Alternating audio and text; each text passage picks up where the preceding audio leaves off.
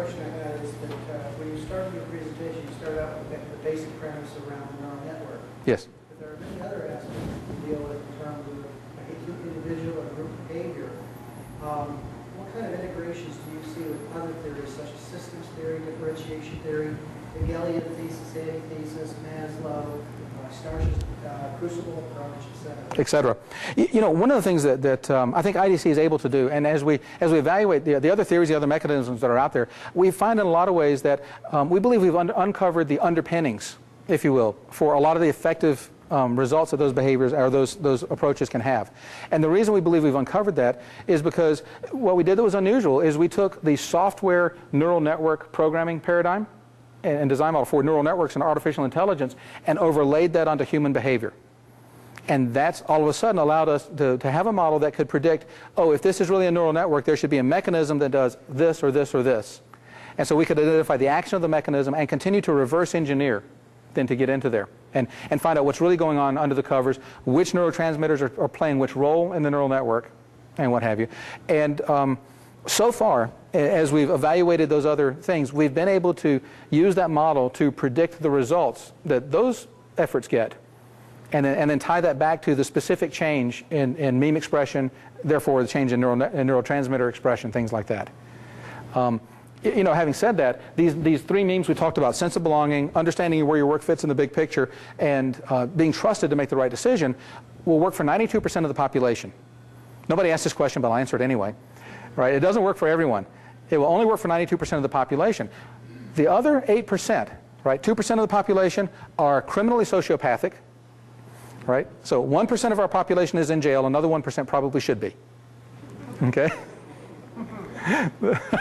Why is he pointing at you? Okay. The other 6% are what, you know, in IDC we call a developmental sociopath. This is someone who is unable to establish a sense of belonging. Right? Now, developmental sociopaths, as opposed to organic or criminal sociopaths, are capable of learning that behavior. Right? But if sense of belonging is not there, well, offering resource with their sense of belonging is not going to work. It's not going to move them at all. Right? Thanks, I'll take it. Done. Right? No obligation, no quid pro quo, no accountability is in place. And what we find is that there's actually a description for that. So I know we have about 20 minutes left. I can keep going a little bit. Okay.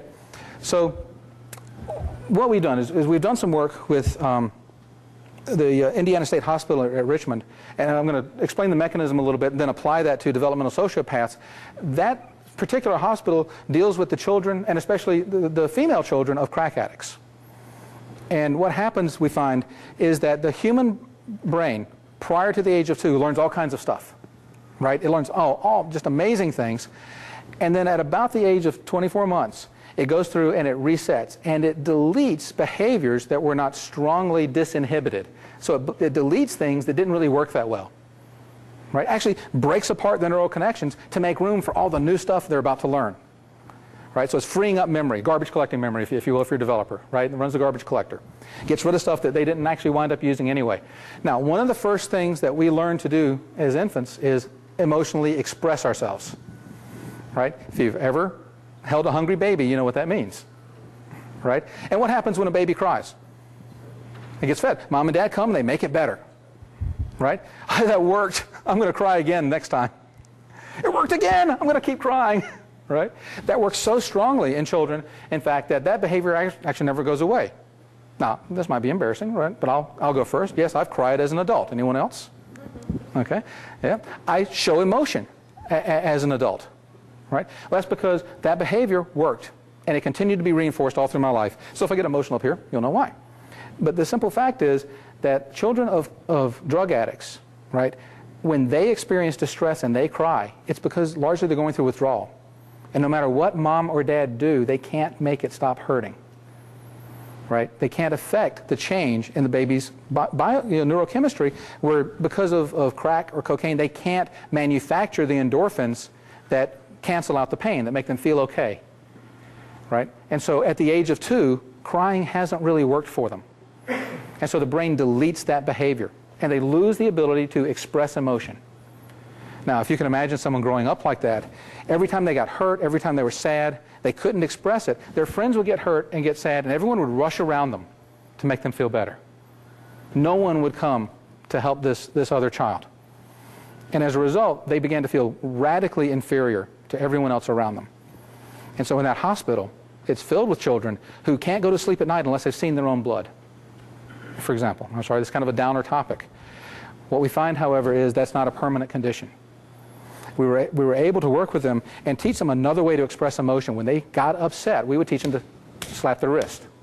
And we trained everyone around them, when they heard that, treat that kid as if they are in terrible emotional distress. And people would rush in, grab hold of them, hold on to them, that kind of thing. After about 6 months of that, they'd start crying. They'd learn to reestablish that ability. They'd reconnect with their ability to show emotion. Right? They no longer felt inferior, things like that. Okay, so it's a really poignant story. We've seen this work and seen it be very effective in that.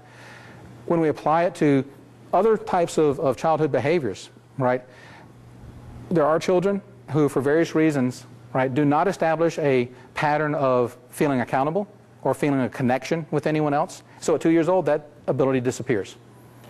And those kids grow up to become what we call developmental sociopaths, unable to form a connection, a sense of belonging with anyone else. And so our cultural engineers, we have 3 levels of certification for cultural engineers. We have apprentice, adept, and master cultural engineers. And I'll say this, right? We occasionally engage with developmental sociopaths in companies and in organizations. That's only a master cultural engineer should undertake that. You can't use those same memes. So we have to create personalized, individualized meme schemes and meme designs and plans and expressions and track it daily, almost hour by hour, in the way that it works.